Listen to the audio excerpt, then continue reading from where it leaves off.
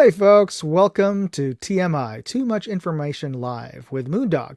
And today we'll be going over the projects and videos I've posted on my YouTube channels this week, as well as getting into new topics. And specifically, if you saw the thumbnail, we'll be going into a major announcement of my annual charity airsoft event, Operation Bad Blood. And I'll have a special guest as well to talk about that. So before we get started, let's do some housekeeping here, and we won't get this live chat and live stream up and a lot of my other projects if we didn't have a sponsor, and that is my sponsor Aura, which is an online cybersecurity company that I use, and they're one of the better ones out there because they offer a whole suite of services all bundled up into one monthly service.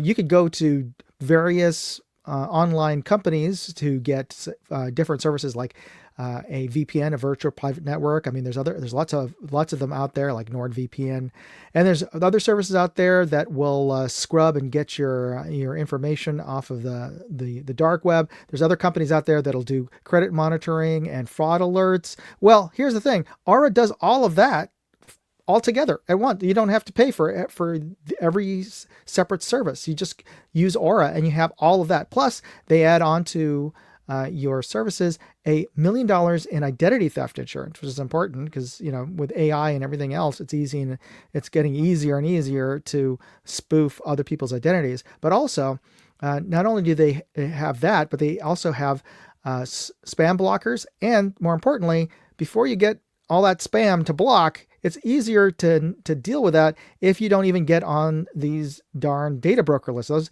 You ever wonder why you're getting email from these random companies or whatever? It's because your private information, your name, your email address, and sometimes even your phone number and your home address are available publicly, and that information is being bought and traded as we speak. It's by hundreds of different companies called data brokers online, to marketing agencies, to political organizations, to who knows who. But you can buy and sell people's information, or you can go to each of these individual data brokers and request to have your information taken off, which is in a nearly Herculean process because there are hundreds of them out there. Just use Aura. If you use Aura, you can just click on and fill in your information once, and they will go out to each of those data brokers and formally request to have your information removed. I got mine removed from I think it's 28 now data brokers out there, and they keep on requesting, and they don't ever stop. Trying to get your information off of these data brokers. So that, for that reason alone, I think they're invaluable. And here's the thing: you can try that out, try that service out, all of their services out for free.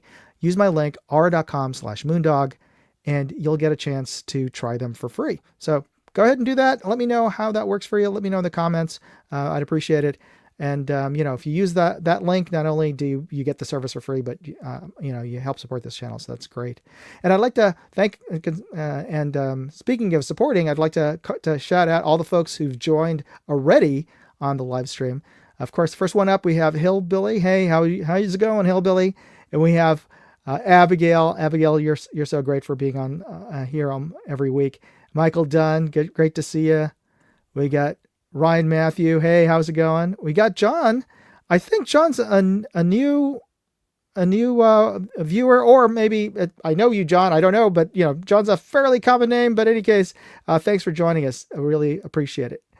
All right, folks, moving along. Let's start talking. Oh, before we start talking about the videos, I forgot. I have a weekly contest where I give away stuff, and this week we are going to be giving away.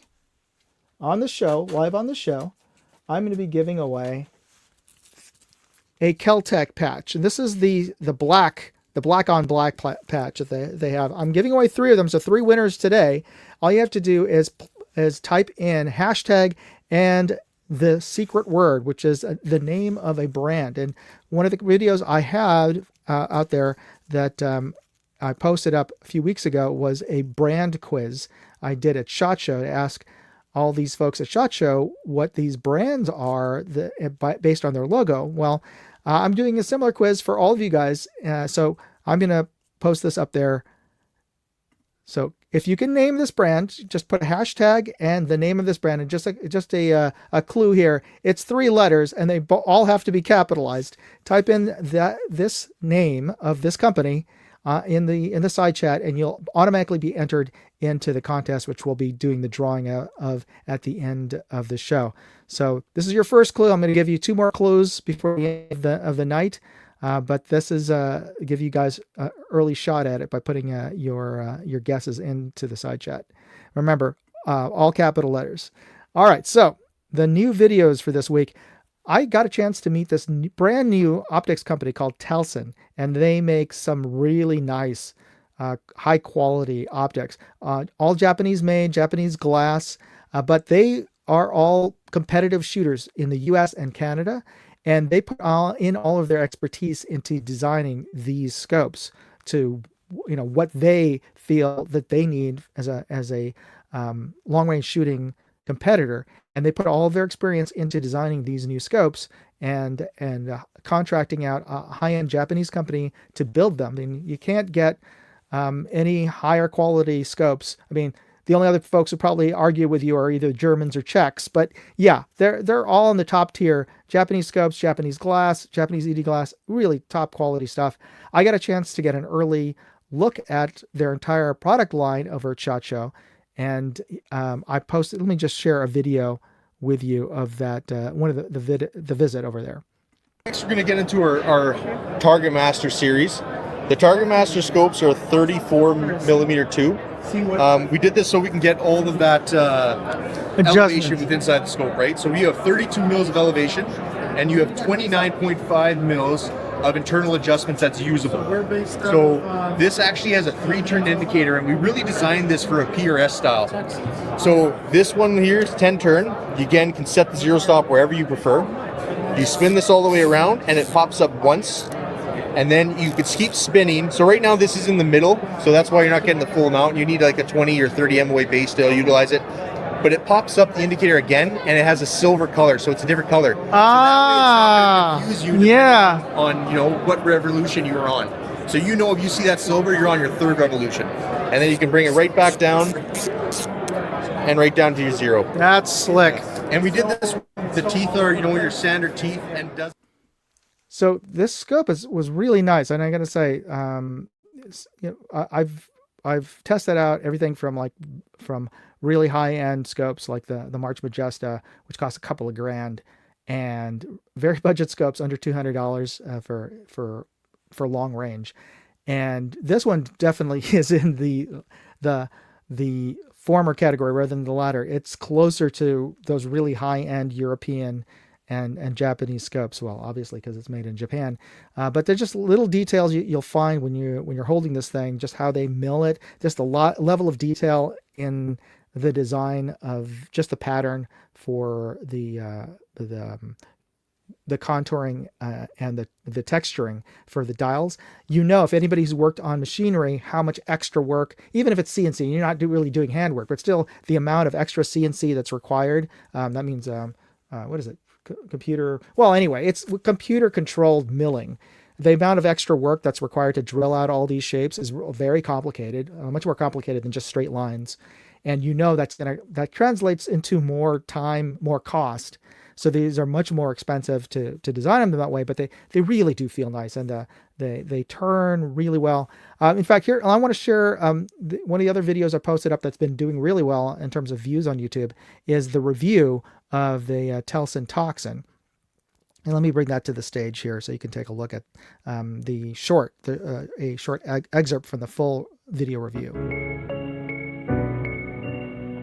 This opportunity here to do our nipple twister test, and where I'm going to turn the heck out of these turrets and see if they come back to their factory, or come back to their original starting point on the reticle when I turn the turrets back to factory 0. Now this test was invented by my buddy Cyclops Joe, and we're going to give our windage a little love as well.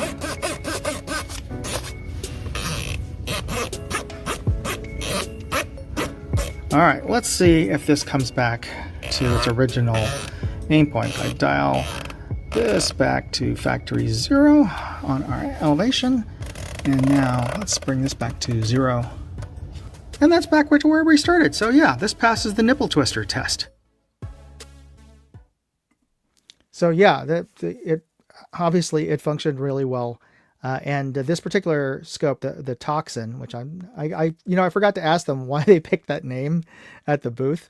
But I unfortunately, I had to return that at SHOT Show to them because they were such a new company. They didn't even have a lot of extra stock to display at their booth. So the scope that they lent to me, which I actually got from Gun Totin' Minnesotan, he reviewed it, got it tested before I did. So he mailed it to me, and then I brought it over to SHOT Show in Las Vegas, and then that's the one that they had at their booth to show off. And funny thing is, one of the comments I got back after on that review in YouTube was from some guy probably just trolling me and saying like, oh yeah, it's another one of these reviews. They're always glowing. It's because they get to keep the scopes. So of course they're going to say something positive. Well, I didn't get to keep this scope, so I still liked it. I still thought it was really good. Now I also thought it's kind of expensive. It's over. I think the Toxin has is their price on their website something around $1,400-$1,500. So that's not cheap. That's beyond my own personal budget to be that extra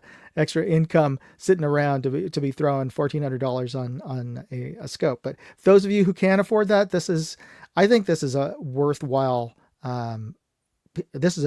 piece of glass. You're definitely getting a scope that looks as good as scopes that cost $1,000 more. Like I'm talking like the Zeiss's and the Schmidt and Benders and the Leupold. So yeah, it is. They're pretty nice scopes. All right.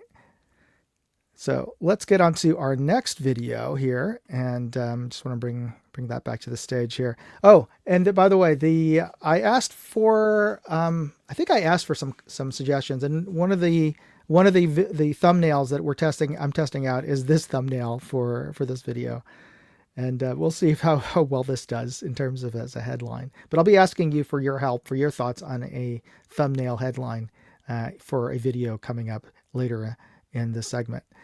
All right, so on my other channel, Moondog Reviews, I posted up some shorts from this longer video that I did over at 511 Tactical, and they make really nice tactical and outdoor apparel. And they came out with a founder's jacket at SHOT Show. Well, actually, they showed a prototype of it last year's SHOT Show, and they just announced that they are in full production, and they're actually available on their website.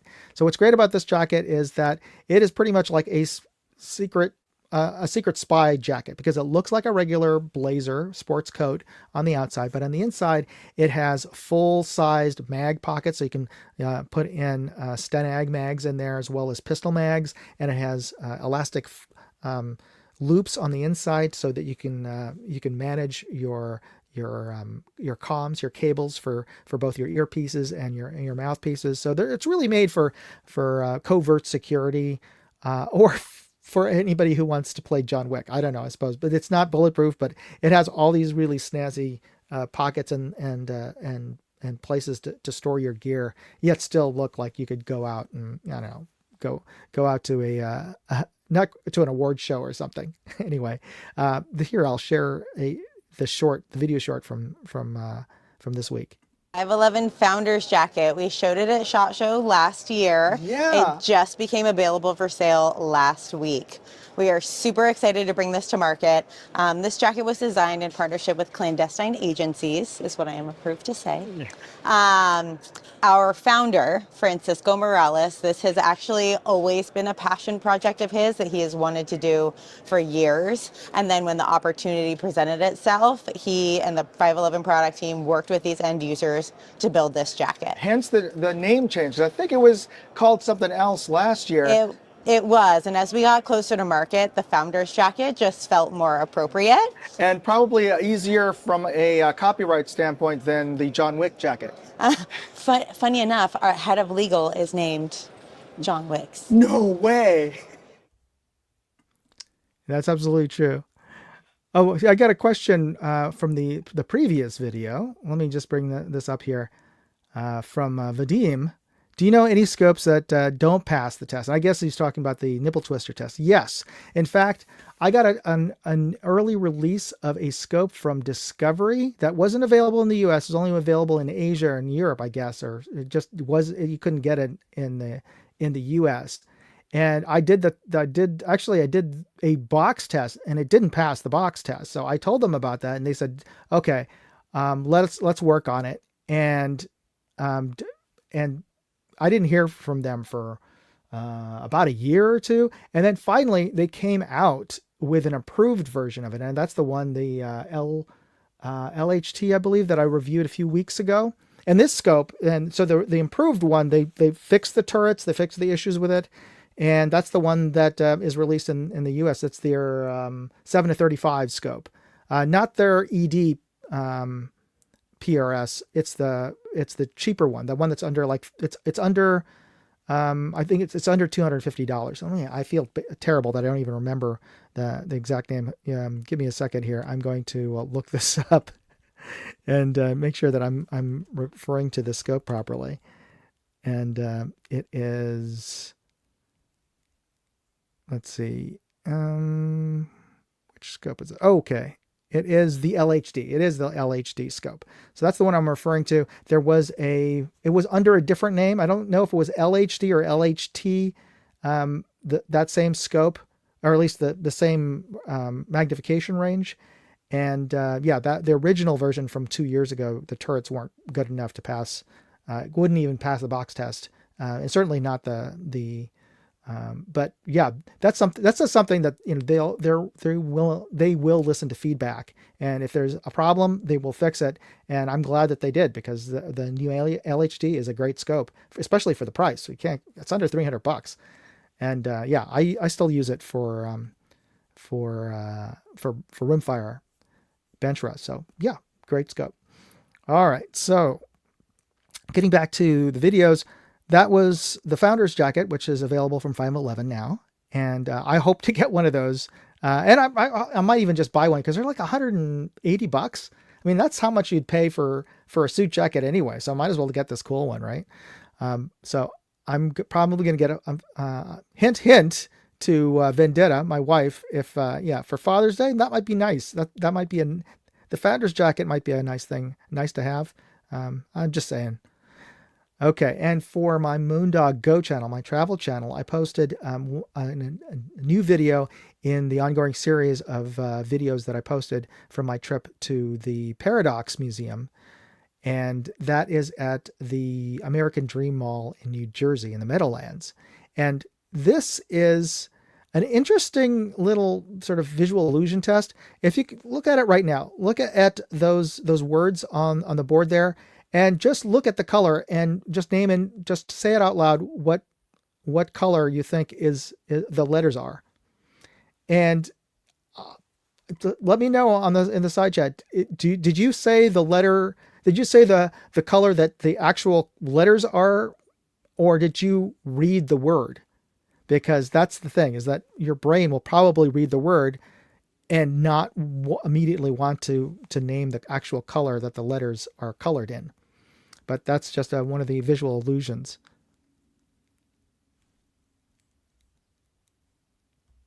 And let me just share the video of that, just to show you. Now, I didn't have the sound on this because this is for the sound was on the shorts on YouTube, and they add the sound later, and also there's sort of licensing issues. I've had some ongoing licensing issues with a lot of the sounds I share in my live because of copyright hits. So anyway, that's the reason why there's no sound on this, because it would have been music. So there you go, the Paradox Museum color quiz. Say the name of the color in the letters you see in each word.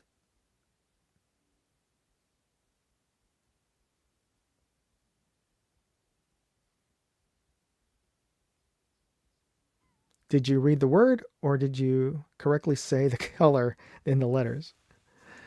So that was one of the visual illusions that they have. And this museum is just full of that and fun interactive exhibits all over the museum. So that's a part of an ongoing series. I posted like 12 different videos from this trip to the Paradox Museum, and I'm posting a new short every week. All right. And Now we get into the video where you can help me in my next video that's coming up this weekend.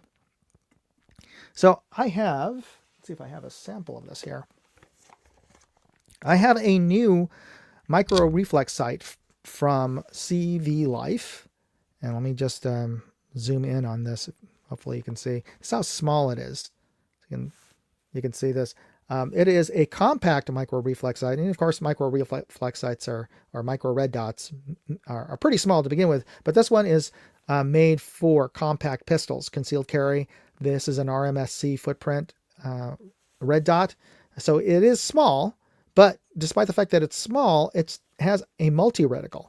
You can change the reticle. You have 3 different types. You've got a dot, a circle, and a circle, and combining the circle and the dot together. So let's. So this is the headline that I'm going with for now. Tiny Tactical, and the micro reflex sight is the Wolf Covert X. And what do you think would be a good headline for this? So I'm going to let you take a look at this for a minute. Maybe one of you guys out there could come up with a better headline than Tiny Tactical for this thing. And let me just say some of the other features of this. It is RMSC, and it has a set of fiber optic rear sights on them. And unfortunately, they aren't. The base of this isn't low enough, at least on my particular slide, that with the RMSC adapter plate on my MOS cut slide, this was too high to use without a raised front sight. So I don't know if in your particular pistol, if you have an RMSC cut pistol, maybe this would be low enough so that you could use these without your factory iron sights. But I do like the fact that at least they made that effort to put some visual references. And to be honest, also just having them there help give me a visual clue in terms of an indexing visually to help me find the reticle in the first place. So just even having these visual clues from the fiber optics is helpful. So, and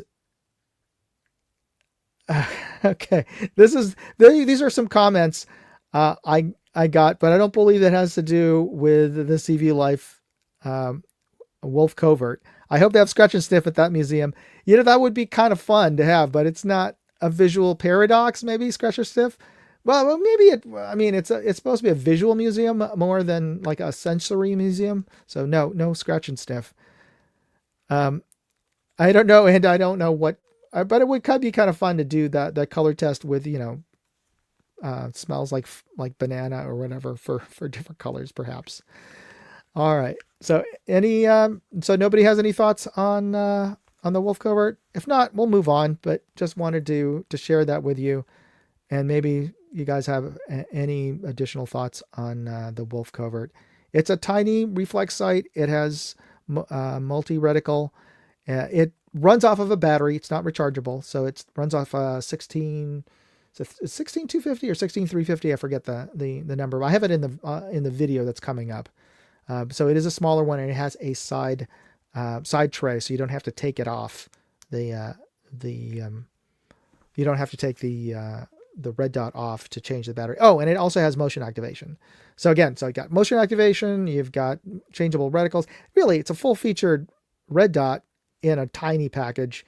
At least a lot of even full size ones don't even have a changeable reticle, which I particularly like. All right. That's okay. So Michael Dunn says, I'm drawing a blank. That's all right. I just wanted to get you guys' input, and I'll be putting this together, the video review of this together, and hopefully getting this up for a release this Sunday. And I'll also be posting shorts later in the week for this, as well as coming up will be some video of the visit over to Monstrum. So be sure to check that out this week, because they've got a bunch of new products, and you'll want to see some of their new scopes coming out, the new optics. All right, so let's get into our next clue for the brand of the week. And so this is the logo of the brand that we're talking about here. And so you just put in the hashtag and the name of the brand. This 3-letter named company is one of the big 3 TV networks. It traces its origins to the radio network of the same name, which was founded in Chicago in 1927. Actually, I didn't realize it was founded in Chicago. I always assumed that all these networks were out of New York. But I think that eventually everybody moved their headquarters to New York because businesses and what have you. Okay, so get your hashtags in if you haven't already, and you can be eligible to win. So for those of you who joined a little bit later or are just listening to or watching this live stream, you can win a Kel-Tec patch. In fact, I'm going to draw 3 winners today. You can win a Kel-Tec patch if you type in the name of this brand that you see the logo of there in the comments section on the side there in the side chat. Type in hashtag and the name of the brand, and it's 3 letters and they're all capitalized. So make sure that you got that correct. And yeah, Vadim says I've passed this time. Yeah, he's been like a triple winner so far. So yeah. I think he doesn't want to be too greedy. Okay.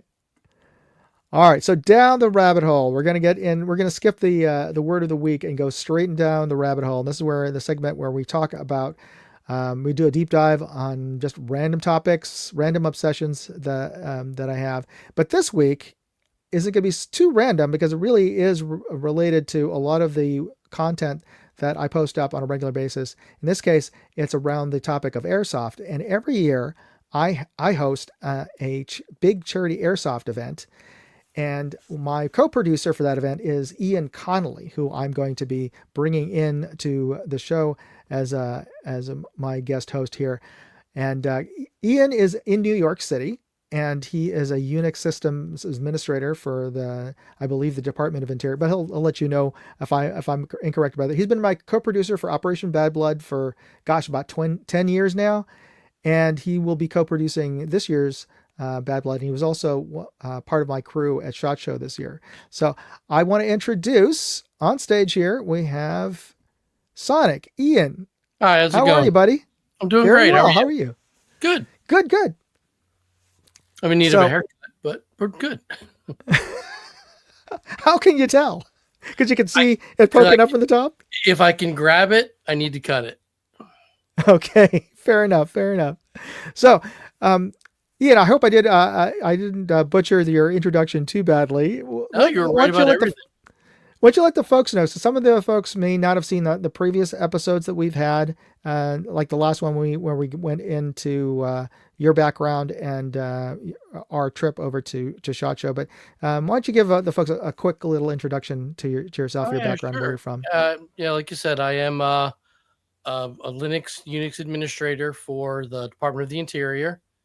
Been doing my line of work now for almost 30 years, I think, roughly, give or take, And yeah, so that's what pays the bills. The fun stuff. Yeah. We host Bad Blood every year. The big charity event, we do it in Pennsylvania. The SHOT Show was great. That was a lot of fun. So yeah, I'm kind of I got my hands in a bunch of different things, just trying to have fun and, enjoy the day to day, Absolutely. Now, you work for the Department of Interior. There's no risk of you getting doged, is there? We did already. Apparently they came in, we're basically told this is a mission critical aspect of the department, and they were told okay, you can leave now. Oh, so are you still in the Department of Interior, or are you on what's going on with that, or can you talk about that? I mean, I'm way down the totem pole. But yeah, they came in, they said they wanted access. They said, no, this is mission critical. It's been deemed mission critical. You can leave now. And that was the end of it. Oh, okay. Yeah. I think that I meant that it's not being used as a verb to be cut. because of Doge, is to be doged, Right. to be Yeah. laid off. They came in. They did their demands. They were, you know, and then summarily escorted out. So, but like I said, I'm way down the totem pole, and I work on a very specific aspect of the department. So, You're like the Liam Neeson of oh yeah, you have a very specific set of skills. well, I mean, yes, that's true, but it's more, we the project that I work for only handles a very small subset of what the department does. So the greater scheme of what the Department of the Interior does, I couldn't tell you. So all I know is what my job is, and I like it that way. Fair enough. Now I got a comment here from Michael Dunn, maybe a bit of a compliment here. Just wanted to share this with you. 30 years, you don't look that old. Yeah, well, I'm pushing 50, and I've been a Linux administrator off and on. There's been some years of unemployment and stuff like that, but I've been a Unix administrator since 90, late 96, early 97. So Okay. That's not bad. yeah. Oh, we've got a. So I don't want to steal too much. I'm gonna save up John's comment until we make the official announcement here. But Tim Mooney said, "What is it? Pseudo apartment?" I get it. Yeah, I get it. Now I see that you have your Scots flag up today.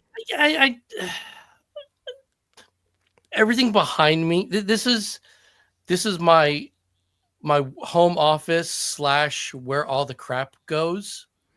So what's behind me is not exactly aesthetically pleasing.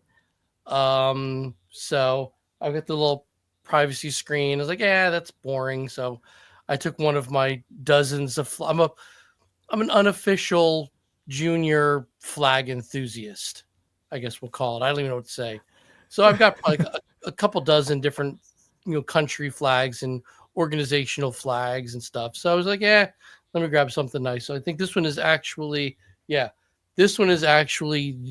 Scottish Football Association. Ah, okay. I didn't see the central emblem until you moved your head. Yeah. Yeah. Okay. So that's the association that runs national soccer. Oh, and I forgot.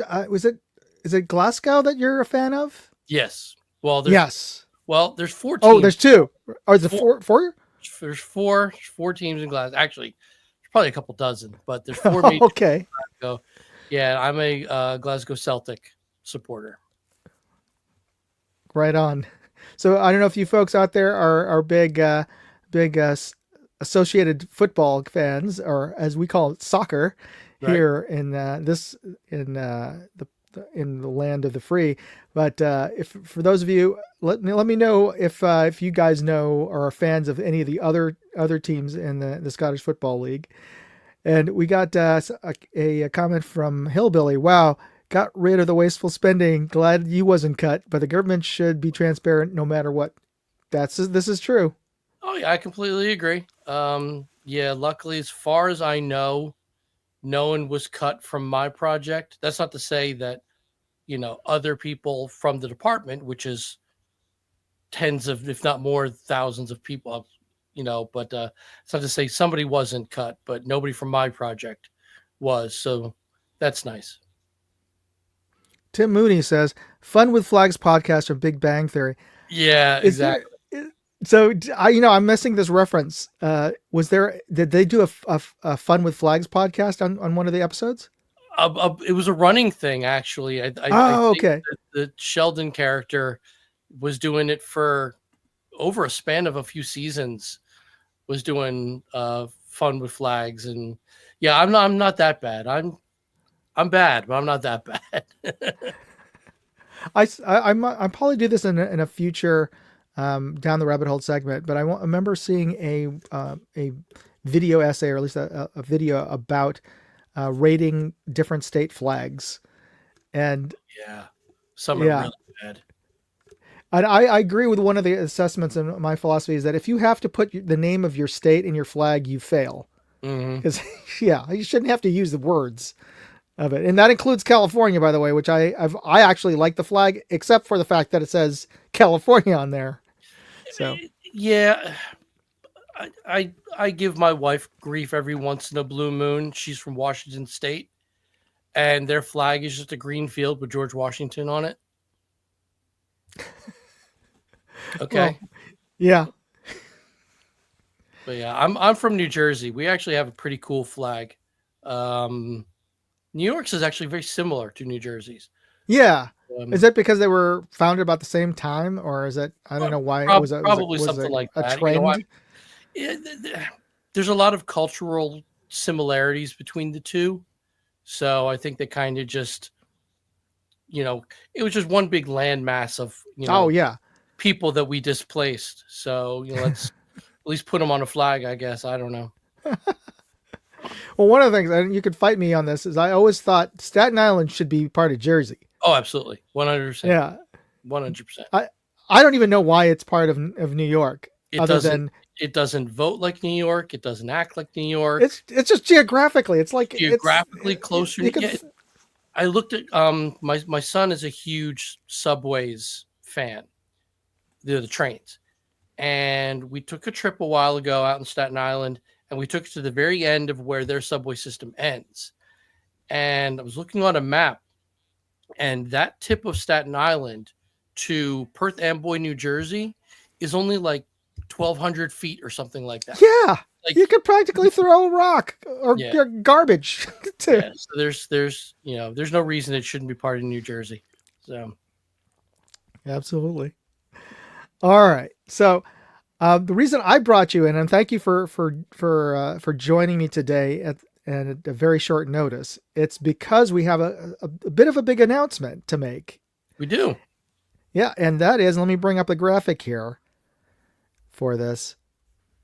And that is because we are announcing Bad Blood officially is going to happen on June 27th to 29th this year at New Milford, New Jersey. A lot of folks have been, yeah. Oh, sorry, Pennsylvania. Thank you. I got Jersey on my mind. Yeah. So New Milford, Pennsylvania.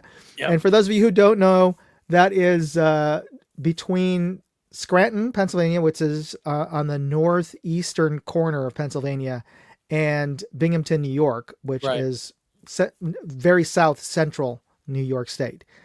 So it is about 3 hours from New York City, driving wise, thereabouts. If you catch it right, like it's taken Todd and I 6 hours before.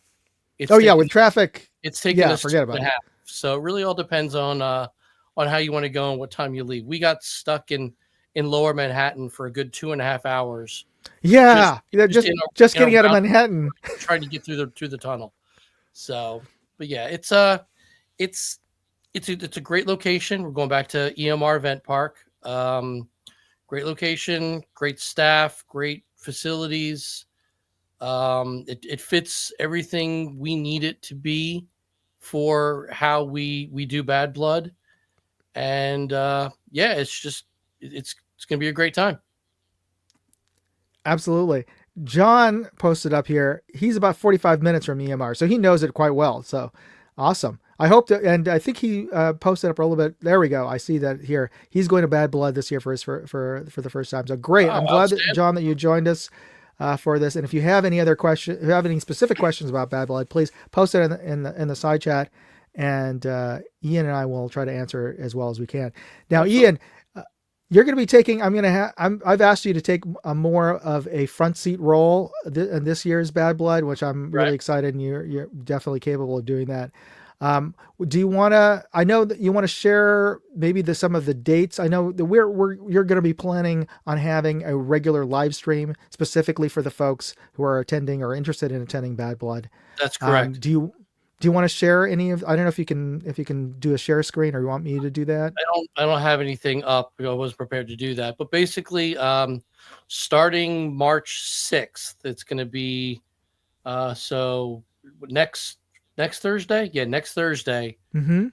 Every 2 weeks until June, we're going to be going live discussing different topics about bad blood. So I'm going to try and keep the conversation from kind of just devolving into us just being whack jobs. So I've got an agenda that I like to do. I've got some fun topics I think we're going to talk about, ranging from what is bad blood, why are we doing this, to meeting with the leadership of the different teams, talking about how the the the NYC Airsoft specific rules that have been created over the years, how they affect bad blood, different people you're going to be dealing with on the field, staff wise, and stuff like that. We're going to have some special guests along the way. Like a Primer from Primer Productions is going to be joining us. Yeah, he's running the night game that we're having. Joining us one night to discuss the night games. He's going to be running on June 27th. Actually, let me explain the dates. So, okay, Bad Blood as an airsoft game is June 28th. We have people, because we can have upwards of 1,000 people if if tickets sell right. So we started opening up early registration and chronograph on Friday afternoon for people who are coming in early. They might be staying on site in camping spaces or bunkhouses and things like that. So Primer will be running night games, well, a night game right after Chrono closes on Friday. So from 8 p.m. to between 10 and 10:30, he'll be running, night operations. He wants to start the briefing at 7:30. So if you're going to come out to Bad Blood and you're going to play in the night games, make sure you get through Chrono before 7:30. But we'll talk about that on the Bad Blood specific live streams. So then Bad Blood itself is that Saturday, and that's going to be an all-day nonstop event.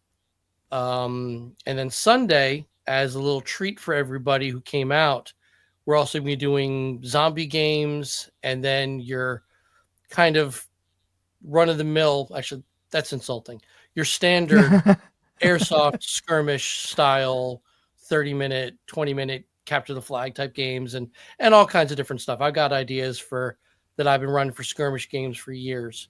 So, and that's going to be on Sunday. And that'll be on Sunday. So it's not going to be the hardcore, scavenger hunt mission objective of Bad Blood on Saturday, but there's going to be little bits and pieces of it thrown in there.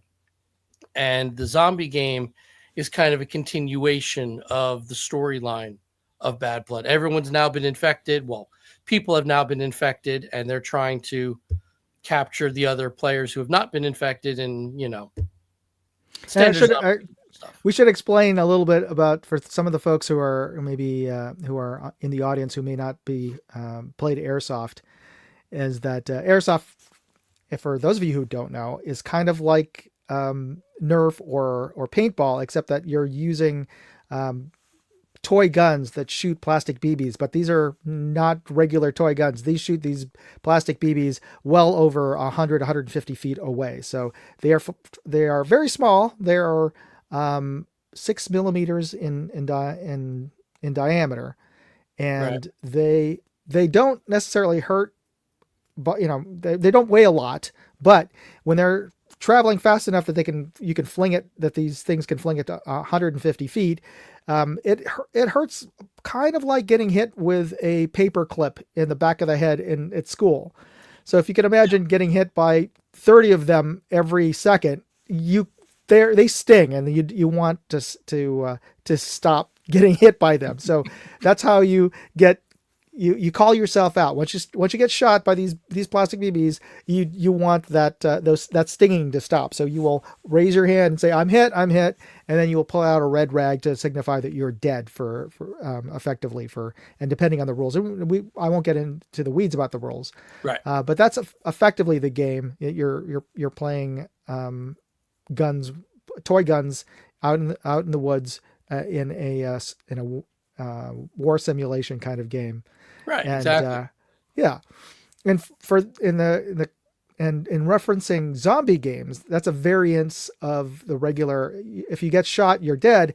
In a zombie game, when you die, you become a zombie, and then in our style of game and a lot of other games, when you become a zombie, you put your gun away, and then you go run or walk towards live players, and if you touch them, you tag them, they turn into zombies. Right, So exactly. that's and zombies never truly die. You can shoot them 3 times in our game, and then they have to temporarily become disabled and they can't move. But after 30 seconds, then they rise back up, just like in the zombie movies, and they come back after you. So Yeah, it's a lot eventually, eventually the zombies win.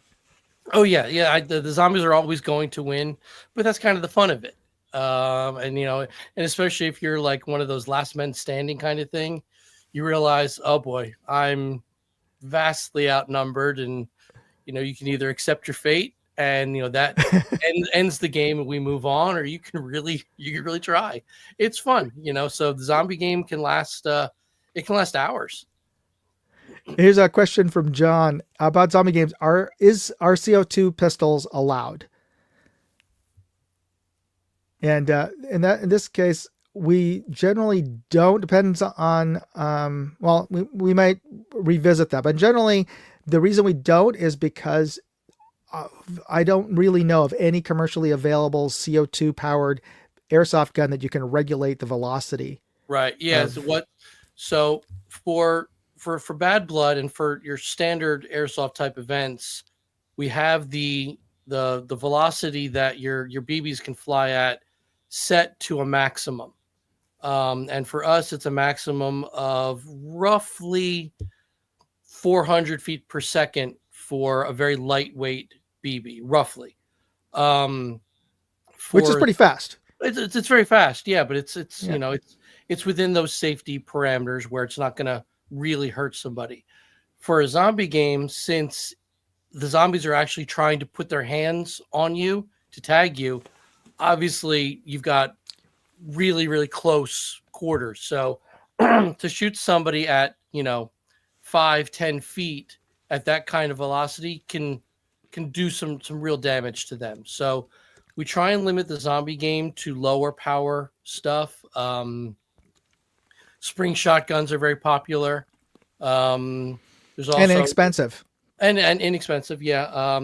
There are some pistols on the market that are spring and either electric, which aren't going to break the bank, and they're pretty low power. Your standard airsoft rifle is probably going to be we call it hot, is going to be a little too hot, but come Friday to Chrono and we'll let you know. Because what is going to pass for Bad Blood might not necessarily pass for Dead Blood, which is the zombie game. Don't take offense to it. And if it's one of the things, if you really want to participate and you don't have something that is compatible, be a zombie.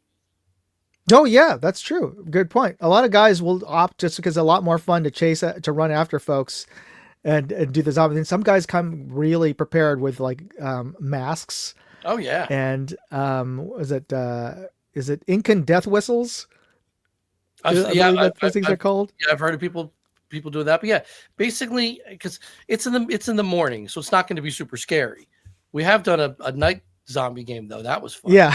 Hope that's a whole other safety issues concerned with that one. Yeah, but we have done that. Whole nother world there. But yeah, just if you don't have an airsoft replica that's going to meet the requirements, just opt to be a zombie. You probably have more fun because you're going to win, and there's no you're going to get hit a lot, but so what? That's part of it. One other thing I'd have to and John says I did not know that as a possibility, so you might just do that. One other recommendation I'd have for you, John, is look into getting a pump shotgun, a BB shotgun, a 3-shot one, because those are super effective in the zombie game. They have good range, and the shells that are your magazine have, I forget if it's a 10 shot capacity, basically, because they hold like 30 BBs inside of them. Yeah, something like could that. be, and because it is 3 shots in basically every time you're shooting it, it shoots 3 BBs out. You effectively really only have to hit the zombie once with it, and they'll go down. So it's probably the most effective weapon you can use in a zombie game is a 3-shot pump Springer shotgun. One of the great things about the zombie game too is nobody's in it to win it kind of thing. So we don't get those the hit calling problems we get from larger games. Yeah. These zombies know they're gonna get hit, so they just take it. And if they see somebody aiming at them with a pump shotgun and then they feel a hit, they're gonna take all 3 because it's part of the fun. So yeah, you might just save yourself a little bit of time, hit them with that shotgun, and then take off running because they're gonna that 30 seconds before they get back up is not as long as you think. And, true. Fun, yeah. And of course, this one of my strategy whenever I'm a zombie is you have to wait at least 30 seconds before you can come back. But it's often wiser to wait more, because when you just keep on waiting and the live people around you start to get complacent and forget that you're there, and that's when you can sneak up on them. I used to do the whenever I played a zombie, I used to do the Michael Myers, Jason Voorhees kind of thing, where I would just lay there silently and then just randomly just sit up and just watch people run. It's hilarious. So these are the fun things that you can participate in at Bad Blood this year. And of course, there are our big event as on Saturday. We've had as many as 1,200 players. Yeah, so and the field can accommodate that. And they do have the field is EMR Event Park in New Milford, and they even have cabins. They're cabins. They're essentially cabins. Yeah, they're I think Timmy calls them bunk houses. Bunk houses. Thank you. Yeah, they're rentable cabins, but also there's ample camping slot space. To pitch a tent and stuff like that. I'm not going to give any information about the renting of camping anything yet, because EMR isn't going to be taking reservations until Bad Blood tickets are live, which hopefully is in the next couple of days, but we'll see. Mm-hmm. And for everybody out there who's interested in this, the camping and the bunkhouses are handled by EMR, not by EVIC. So EVIC is where you you buy your tickets. Everything else is handled by EMR. So just be sure that you're not asking for a reservation over at EVIC and vice versa. Right, exactly. Which, I mean, and they're both going to get those calls. It's going to happen. Yeah. But where was I going with this? Yeah. So, EMR's, hosting us again. There's going to be some good things happening there. I've talked with the owner last week, and we discussed some things that from last year that are going to be addressed, and very happy about that. For John there, who is obviously an EMR regular, one part of the field that I've always found to be a bit kind of treacherous, pardon me, there's this big wooded let's answer this question. Yes. Yeah. So so what he means by that is that there's different kinds of airsoft powered guns. Some of them the majority of them are battery powered. The batteries run a motor that cycles a piston inside, and each time the piston is basically spring powered, so it pulls back on the piston and then mechanically it releases the piston, which the spring compresses the piston and that propels the BB. There are ones that you use CO2 canisters, those little ones, but there's also ones that are effectively powered by the same kinds of high pressure tanks as paintball guns. In fact, it's the same regulator and rigs. It's just you just tap into an airsoft gun instead of a paintball marker. Right. So so one part of the field that's in between a couple of major, very popular obstacles on the field has always been a little kind of treacherous. Like I said, it's relatively overgrown with grass and weeds, And according to Timmy, the owner, the previous owner had these kind of World War I trench ideas that never materialized, but EMR was never in a position to really do anything about it. So it was kind of just part of the course. Their plan now is they're under a major sheet of ice. So once the ground thaws, they're actually going to Okay, good point. filling all those trenches. So that whole area is going to be relatively level now, which is great. Oh, that's going to be Yeah, interesting. yeah, I think it's gonna be honestly. I think it's gonna be great for gameplay because you've got this relatively large open area that kind of bottlenecked itself by accident because people have to cross over these small land bridges and things like that. With now going to be flattened out, we can get some more movement out there. We can get our 200 player armies moving in unison across this swath of land and kind of really get crazy about it. Now when I say 200 man army, again, for those who aren't familiar, Bad Blood is a very, very large game being contested by, we always say 4, but it's actually by 5 armies. True. Yeah. So we've got 4 warring factions that all have different kind of backstories and motivation for what they're doing. And different camouflage patterns to differentiate them on the field. And those teams are going to have anywhere between 200 and 250 people, depending on where we go with that. And then there's a smaller army of, we call them the tribals, who represent kind of the local indigenous population to our fictional country. And they're there as just antagonists against everybody. So you've got these invaders. Yeah. You've got these 4 warring invaders who are marching around the field all day long. And then they come across these little pockets of resistance of guys wearing Hawaiian shirts and flannel jackets who just don't want you there. And they really do add to it. So you've got your objectives as far as the warring factions of Bad Blood, but at the same time, you've got a whole nother army who just doesn't like you. And they want to make your day miserable. And they do a very good job of it.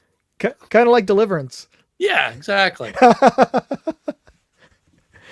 Oh, so I got a couple more questions about airsoft. And we did forget one, which is forgot the propane. So a lot of the pistols and some rifles actually run off of an internal reservoir in the shape of a magazine, and you load it up with camping propane tanks with an adapter, and it's just the liquid propane as it expands becomes a gas. That is the actual gas that both expels the BBs as well as cycles the slides. And they're great training tools if you ever want to do dry fire at home to run, and a lot cheaper than running off of CO2 cartridges, by the way. But it's a great way to do pistol practicing at home. Dry firing is using an airsoft green gas, as they call it, which is really just propane.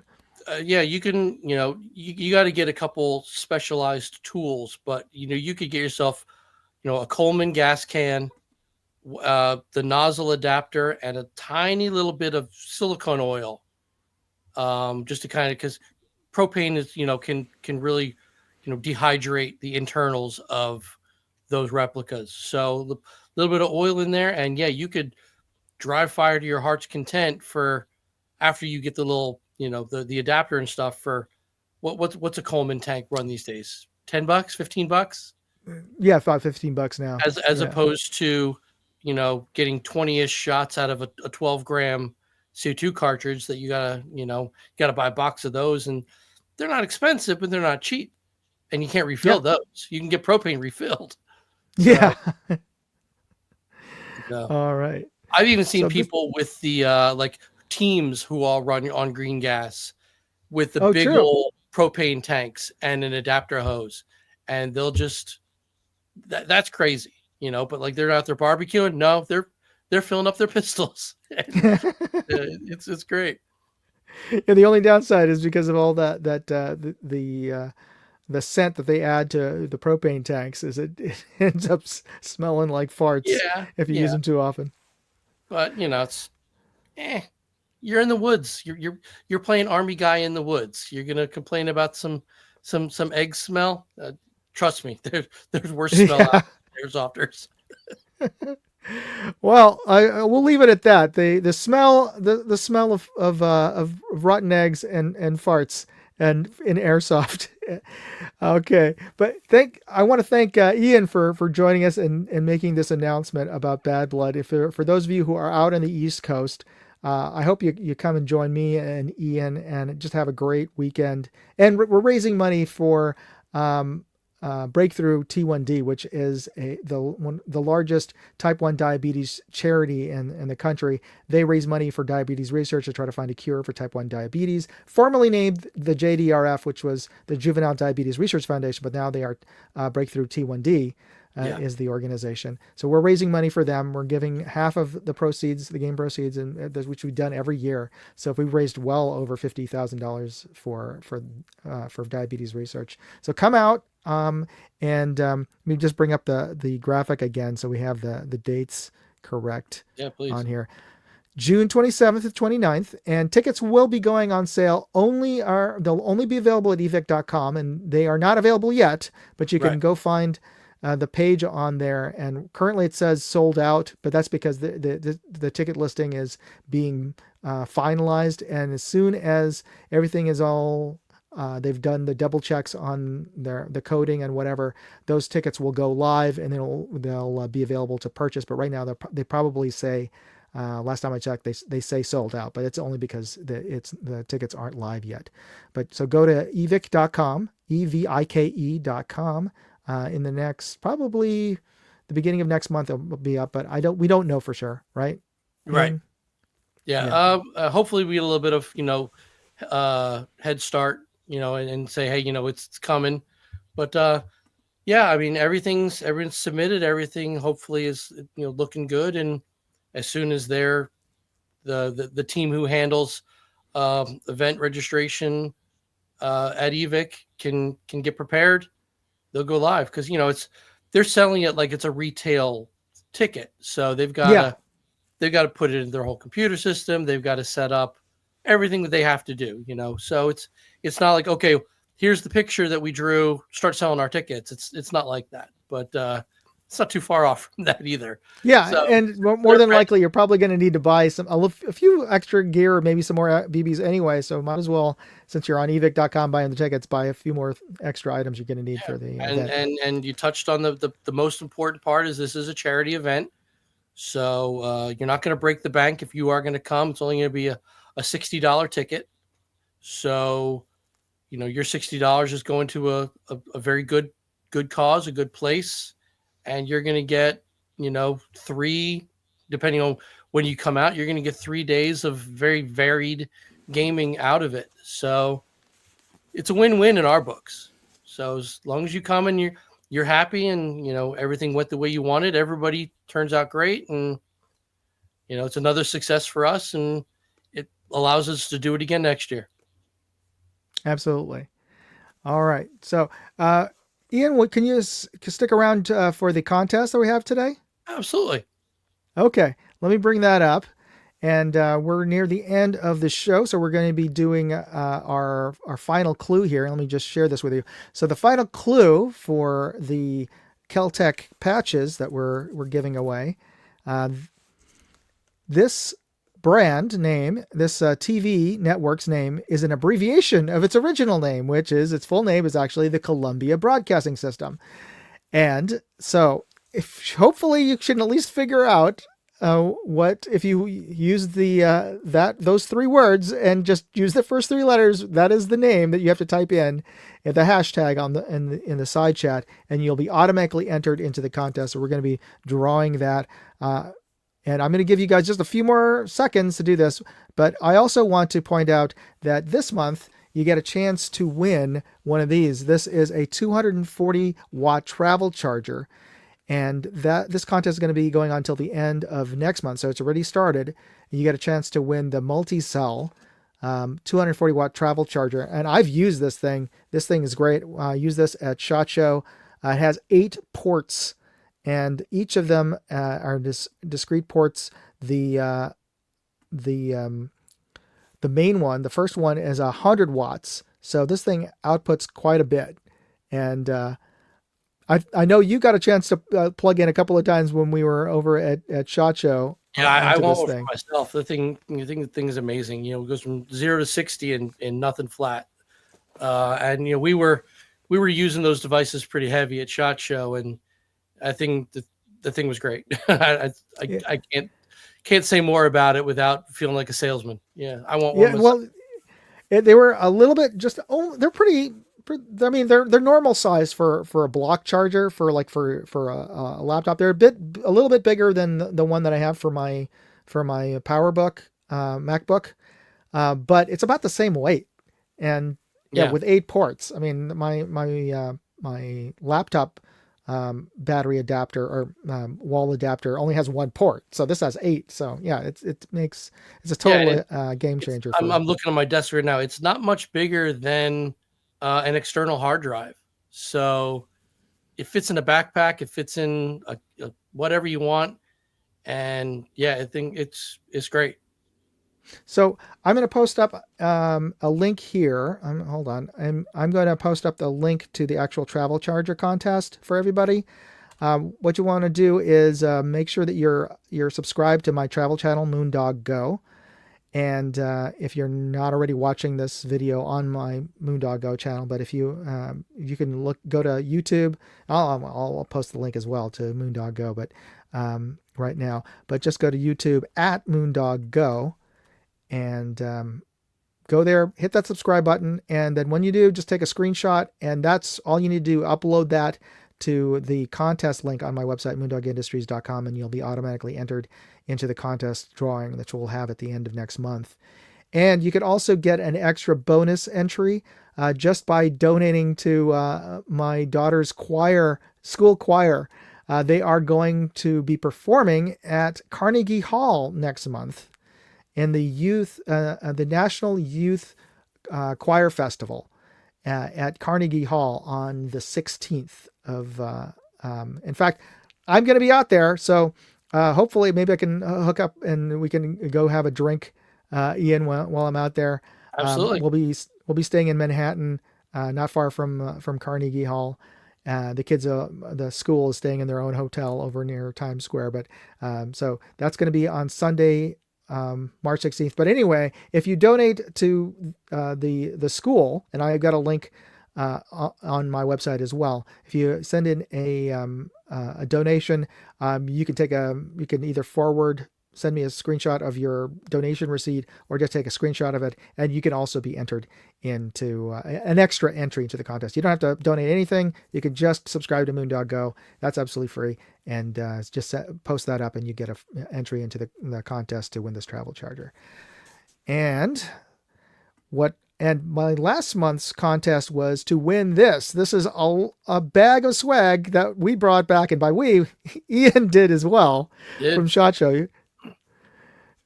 So I'm giving away a bag of swag from SHOT Show from this month's contest, and the deadline for entry was last week. So let me bring up to stage the wheel of names.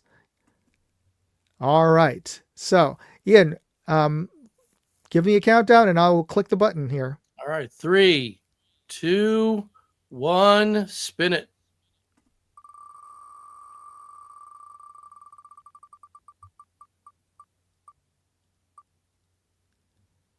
Michael Dunn. All right. Congratulations. I'm going to screenshot that.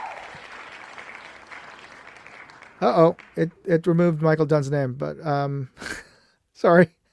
Because it automatically does that in thinking that I'm going to do another drawing. But Michael Dunn, you are the winner. Congratulations on that. And Michael Dunn, I do have your address from the entries, so don't worry about that. But stay tuned. We're going to give away the 3 patches. I'm going to bring up that screen. Give me a second here, and I will switch over to stop screen and present the other screen, which is the giveaway. And why don't you go ahead and count this one down, Ian? All right. And 3, 2, 1, draw. All right. So the first winner is going to be Jason Mahoe. I hope I'm pronouncing that correctly. Sorry, Jason, if I'm screwing up your name. But Jason, congratulations. All right, we're going to draw our second winner.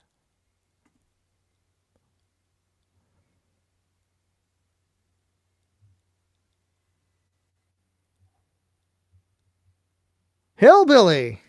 Congratulations. And thank you again, Hillbilly, for letting us share your StreamYard for this live stream. And our third winner is going to be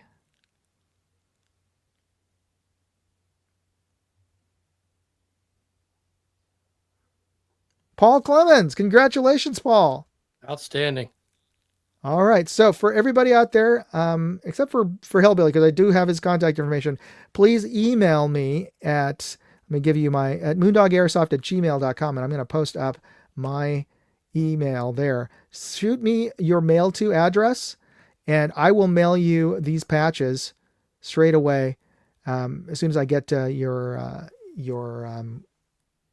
mail to where you want and you don't have to take it. You can give it to a friend of yours if you want. Just let me know where you want me to mail them, and I'll be happy to do that. And again, I want to thank everybody for participating in the live chat and posting up comments, as well as posting up their answers to the contest here, and for your feedback and your input. And I want to thank Ian for joining us. Thank you. At short notice. Now, anything else you're working on that you want to share with the folks? Not really. Or plug? No, I've other than my regular day-to-day work. I'm focusing now just because Bad Blood is not an easy thing to do, even though it doesn't take a whole lot of our time. That time doesn't last. So it's like, I do one thing here, and then I realize, okay, I'm getting that much closer. So that's when I started, scheduling the live streams and with some agendas and stuff. I like to make lists, so it gives me something to focus on, and that way I know I have this many days to do this. So nothing I can really write home about, but I'm keeping busy. Right on. And just remind everybody that first live stream for Bad Blood is going to be on March 6th, Thursday, March 6th, which is next Thursday. So be sure to tune in. Do you have a time for that? 8 p.m. Eastern. Yeah. Okay. So 8 p.m. Eastern, that's going to be 5 p.m. Pacific time. I'll be joining that for the beginning of that. So be sure to tune in. If you have any questions, we'll be going over dates, locations, pricing, and just basic rules on that. And we're going to have, as Ian said, different topics for different shows of his. So I'll be sharing that, and he'll be sharing that onto the various Facebook forums where you get information for Bad Blood. And for everybody else, if you have any questions about Bad Blood, you can find our official page is on Facebook. So look up Bad Blood series and do a search in there, and you'll find it as well. And again, I want to thank everybody for tuning in. Be sure to check out my live stream again next Wednesday. And of course, I'll be in the Bad Blood live stream the following day. And I will probably be on the Hillbilly Guns, Beer, and Therapy live stream this Saturday, if my schedule allows. He has his live streams at 7 p.m. Pacific, 10 p.m. Eastern, 9 p.m. Central on Saturday nights. So again, I want to thank everybody for tuning in, and I just want to wish you all a great week, and God bless. Moondog out.